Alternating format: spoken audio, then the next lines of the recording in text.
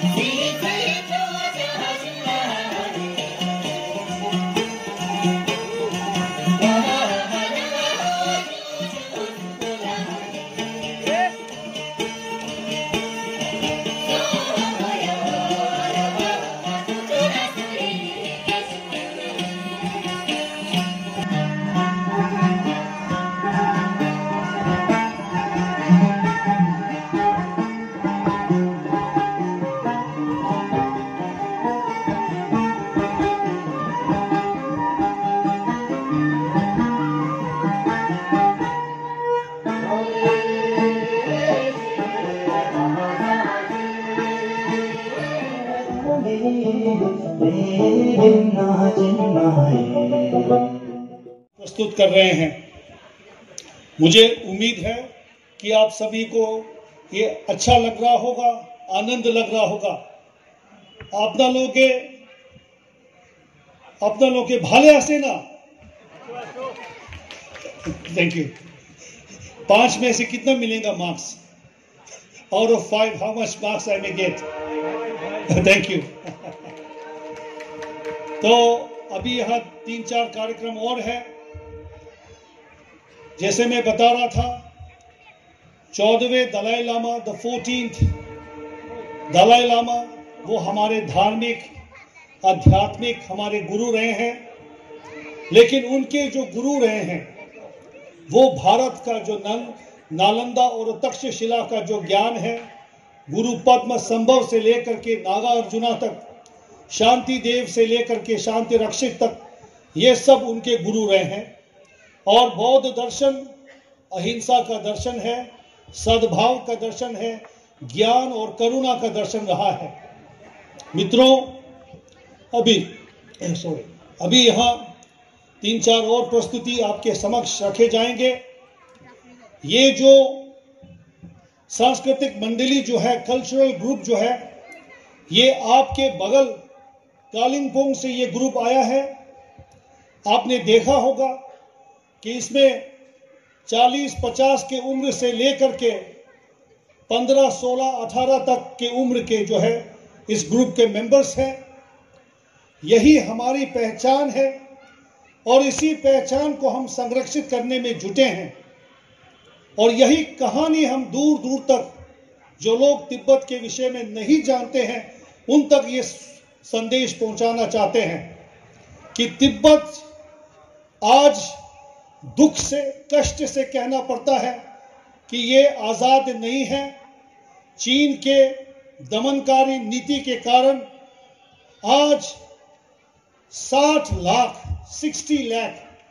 करीब 60 लाख तिब्बती तिब्बत में कैद हैं।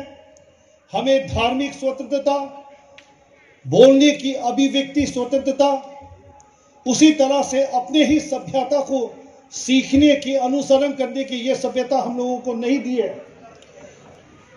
और इसी के लिए हम लोग पूरे विश्व में, Bharat, Nepal, Bhutan, America, Europe, Canada, Australia, सब में हम लोग इसी नारा को बुलंद करते हुए चल रहे हैं कि भारत यदि आजाद होगा, तिब्बत यदि आजाद होगा तो ये भारत सुरक्षित है। और भारत के सुरक्षा के साथ साथ कैलाश मानसरोवर की मुक्ति निश्चित है। इस बात को लेकर, इस संदेश को लेकर हम लोग चल रहे हैं। भारत का ये विशेषता कि अनेकता में एकता और विभिन्नता में समानता, इसी धर्म को, इसी दर्शन को तिब्बती लोगों ने भी अपने जीवन का सारपान किया है। मुझे ये बताते हुए बहुत हर्ष होता है। हमारा जो कार्यालय है, मैं दिल्ली से आ रहा हूं, दिल्ली में हमारा जो कार्यालय है, भारत तिब्बत समन्वय केंद्र कार्यालय है। इंग्लिश में इसको इंडिया तिब्बत कोऑर्डिनेशन ऑफिस कहते हैं। लेकिन हमारा जो मूल मेन ऑफिस जो है वो धर्मशाला में है, जो हमारा हेडक्वार्टर्स है। धर्मशाला जिला कांगड़ा, हिमाचल प्रदेश, भारत के उत्तर भारत में है। और यहां पे हमारी न्यायपालिका, कार्यपालिका, विधायिका, ये सब कुछ वहां है। पूरे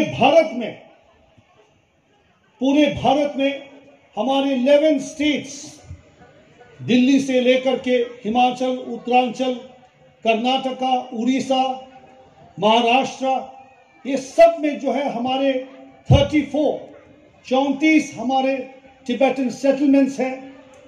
आप कल्पना कीजिए 50 साल पहले, 60 साल पहले जब हम आए थे, कर्नाटक में हम लोग रहना शुरू किए थे, उड़ीसा में हम लोग रहना शुरू किए थे, महाराष्ट्र में हम लोग रहना शुरू किए थे, तो हम लोगों को लोग कहते थे, अरे ये क्या है, ये कौन है, ये चाइना का है, नेपाल का है, कहाँ का है।